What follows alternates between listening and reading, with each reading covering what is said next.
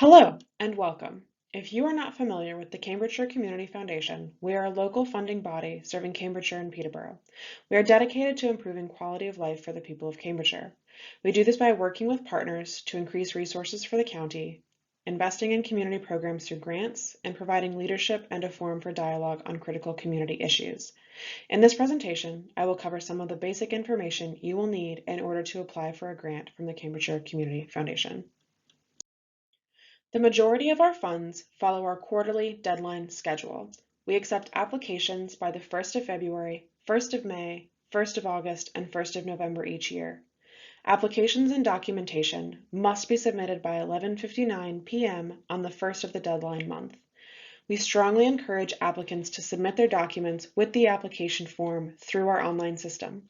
If this is not possible, then documents can be emailed to info@cambscf.org.uk. There are a few funds that operate either on a rolling basis or with different deadlines.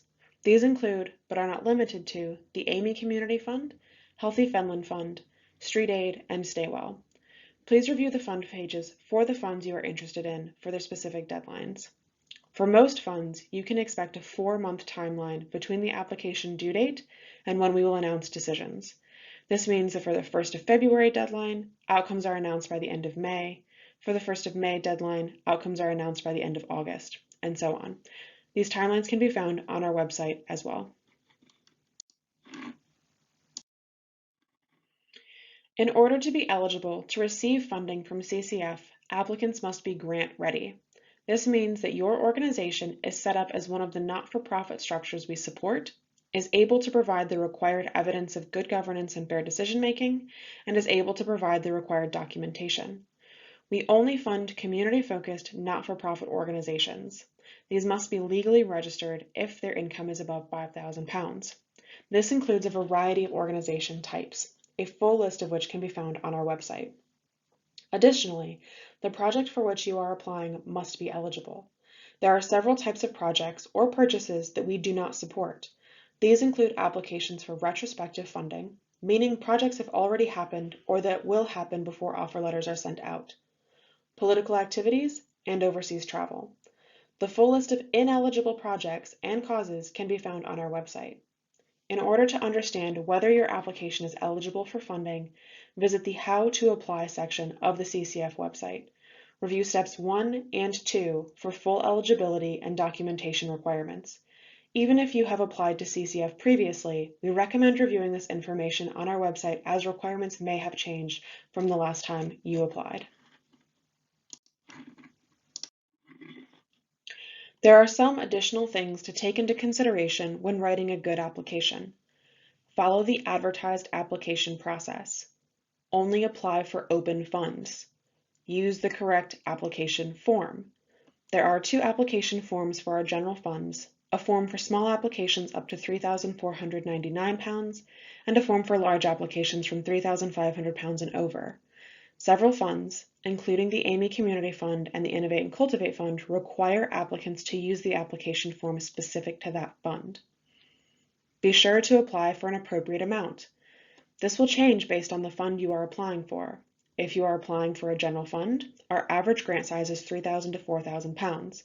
If you are applying for funds like Anglian Water Flourishing Environments, Innovate and Cultivate, or Amy Community Fund, then the maximum thresholds are higher. Some funds also have a minimum grant size. If you are applying for a specific fund, be sure your application meets the criteria for that fund.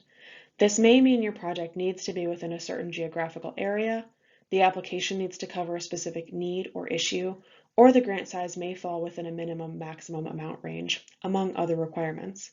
Always be sure to review the webpage for the fund you are interested in order to understand specific requirements. Finally, we recommend writing your application as clearly as possible. While we are able to assess some applications over the phone, many applications will have to stand on their own as they are reviewed by CCF staff and potential funders.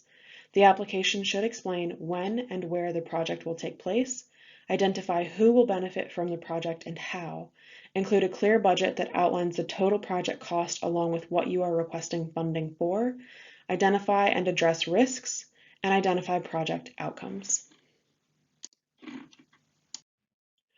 When you are applying, there are a few options for how to indicate which fund or funds you are interested in.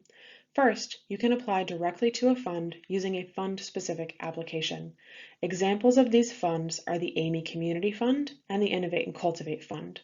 You will find these applications on their corresponding web pages. If you want to apply to one of these funds and you happen to use a different form, you will need to reapply using the correct form. Second, you can choose to apply for a fund using our small or large general applications and include your fund preference where it requests it on the application.